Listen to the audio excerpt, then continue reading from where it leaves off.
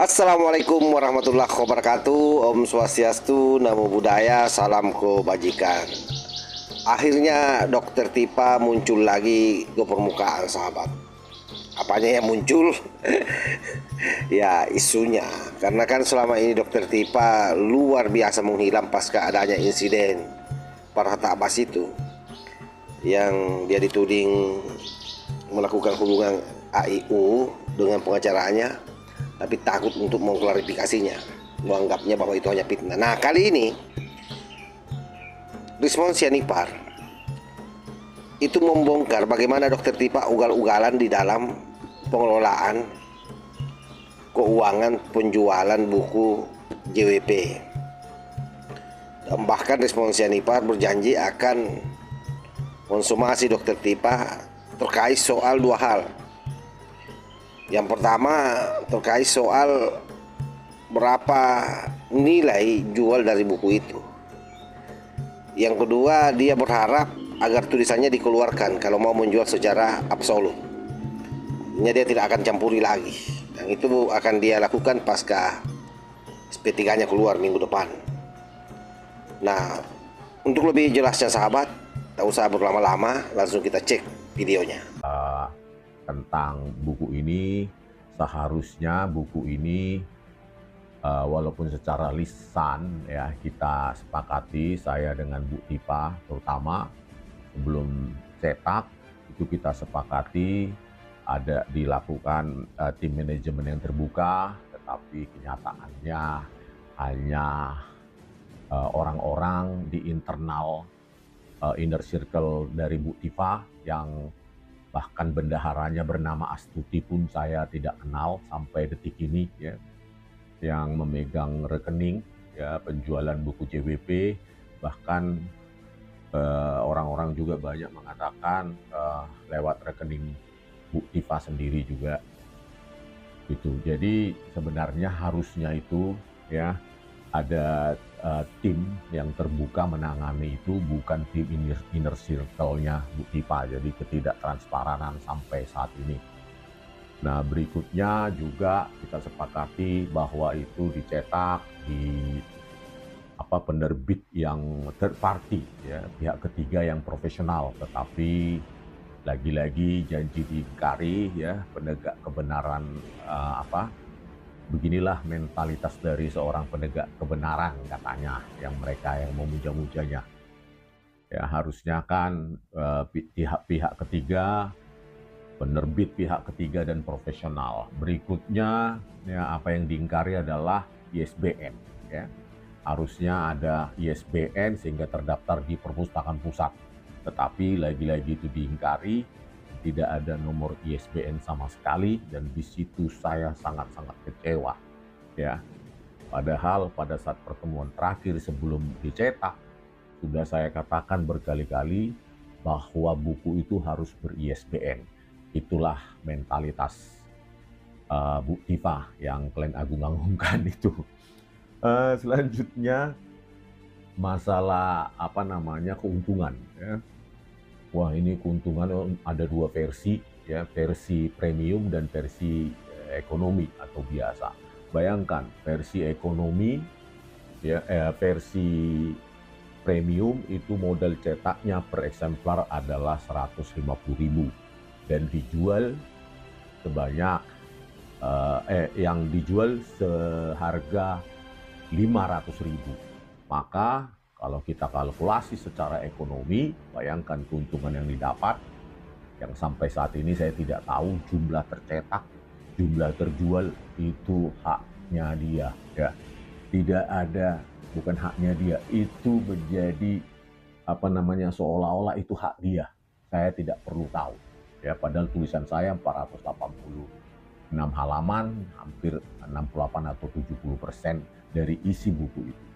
Ya, saya sebagai penulis saya tidak tahu gitu ya, terjual tercetak gitu ya 350.000 keuntungan untuk versi premium. Itu anggap saja keuntungan reseller 50.000, maka dalam satu buku versi premium, buku JWP itu ada 300.000 keuntungannya. Bayangkan kalau 1.000 terjual itu 300 juta. Kalau 2.000 buku 600 juta. Kalau 5.000 buku terjual, maka 1,5 miliar keuntungan yang didapatkan. Bayangkan kalau 10.000 eksemplar, ya keuntungan yang didapatkan adalah 3 miliar. Dan itu tertutup. Saya tidak tahu sampai detik ini, saya tidak tahu keuangannya sama sekali ya. Itu adalah pelanggaran kesepakatan kami. Ya saya lah yang di situ yang paling lugu.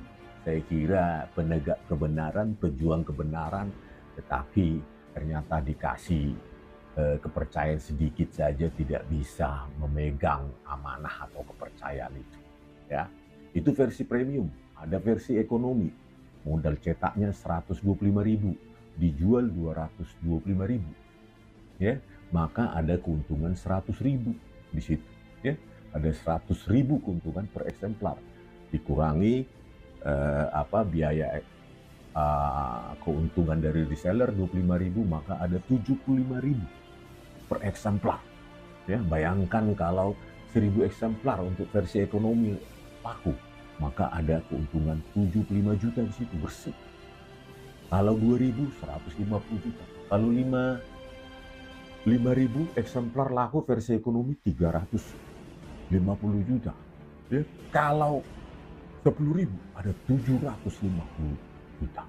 Bayangkan kalau versi cetak, kalau terjual versi ekonomi dan versi premium, ya 10.000 eksemplar masing-masing, maka keuntungan yang didapat oleh Bu Tifa adalah untuk versi ekonomi itu 750 juta ditambah versi premium 3 miliar. Ada 3,7 juta. Kalau 10.000 eksemplar terjual. Kalau 5.000 eksemplar berarti setengahnya 1,7 miliar rupiah. Itu angka itu kita hanya bisa menebak-nebak. Karena sampai detik ini dia merasa hak mutlak. Dia merasa pemilik dari tulisan saya. Oleh karena itu, mudah-mudahan minggu depan saya akan mendapatkan SP3. Dan saya dan berikut dengan kuasa hukum saya, Bang Jamah Dagirsang, akan mensomasi Anda, Bu Tifa. Ya, akan mensomasi Anda untuk kita audit rekening-rekening penjualan buku JWP. Ya, yang selama ini Anda pegang secara sepihak dan secara absolut. Itulah mentalitas Anda yang katanya Anda adalah pejuang kebenaran, penegak keadilan. Cuma uang buku JWP saja Anda kuasai secara absolut. Bayangkan, miliaran sudah untungan. Itulah mentalitas Anda saya telanjangi. Ya, samping itu kami akan membuat somasi juga untuk Anda hentikan segera. Ya, keluarkan tulisan saya 486 halaman itu dari buku JWP. Ya, Anda harus mengeluarkan itu. Kami akan somasi, ya. Silahkan lanjutkan penjualan buku JWP. Hanya tulisan kalian berdua. Pak Rosuryo 49 halaman dan Anda 164 kalau nggak salah, 164 halaman, berarti 49 tambah 164, di 220 halaman saja. Silakan itu Anda jual secara absolut, ya, kewenangan Anda, tetapi akan ada konsekuensi hukum jika Anda tanpa seizin saya tetap memproduksi, mencetak dan menjual buku saya. Ya, karena itu 486 halaman itu adalah bagian pemikiran saya. Ya, silakan jual hasil pemikiran kalian, tetapi jangan bawa-bawa tulisan saya. Itu akan kami somasi, ya, sekaligus kami somasi untuk mengaudit, ya, berapa tercetak, terjual. Kita akan ke percetakan, kita akan audit rekening koran yang kalian pakai untuk penampungan uang-uang tersebut. Itu somasi saya nanti, ya, setelah SP3. Oke. Jadi sahabat-sahabat bisa bayangkan orang yang selama ini dianggap berintegritas, selalu bicara keadilan, memperjuangkan kebenaran, hal-hal begini saja dia tidak bisa beresi. Dan itu juga menjadi pernyataan tegas dari Bandar Respons Yanipar ya, bahwa Dokter Tipa ini orangnya licik dalam tanda petik ya. Sebab seluruh penjualan buku ternyata tidak ada yang tahu selain dirinya. Ya itulah fakta sahabat ya, betapa memang isu ini motifnya ekonomi. Makanya benar apa yang disampaikan oleh Bang Pratama itu, bahwa ini motivasinya uang. Jadi mereka semua ini hidup dengan menggerogoti keluarga Pak Jokowi. Jadi semakin jelas apa yang kita harapkan tentang kebenaran itu sangat jauh, karena pondasinya memang yang rapuh sebagaimana yang dipaparkan oleh Bandar Respons ini. Saya kira demikian sahabat ya. Mudah-mudahan ini menjadi pelajaran penting bagi kita semua ya, terutama orang yang selalu bicara keadilan, selalu bicara moral. Saya kira demikian. Wallahul muwaffiq ila aqwamit thariq. Wassalamualaikum warahmatullahi wabarakatuh.